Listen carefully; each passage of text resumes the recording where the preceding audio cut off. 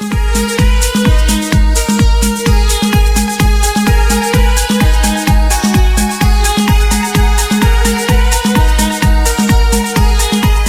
មស្វាគមន៍និងស្ដាប់ដំរីឆ្នោតយួនប្រចាំថ្ងៃដើម្បីជាកម្លាំងចិត្តសូមពុកម៉ែបងប្អូនចុច like និងសញ្ញាជាម្នាក់មួយផងដើម្បីទទួលបានដំរីថ្មីប្រចាំថ្ងៃដំរីឆ្នោតយួននៅថ្ងៃនេះគឺថ្ងៃទី30ខែវិច្ឆិកាឆ្នាំ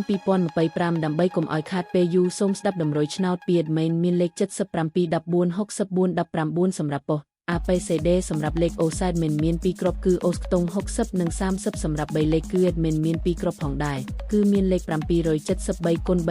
339គុណបើសិនជាពុកម៉ែបងប្អូនស្រឡាញ់និងពេញចិត្តលេខទាំងនេះពុកម៉ែបងប្អូនអាចយកលេខទាំងនេះទៅផ្សងសំណាងបានជាចុងក្រោយសូមជូនពរពុកម៉ែបងប្អូនដែលយកលេខខាង admin ទៅផ្សងសំណាងហេងយើងទាំងអស់គ្នាជូនពរពុកម៉ែបងប្អូនជួបតែសំណាង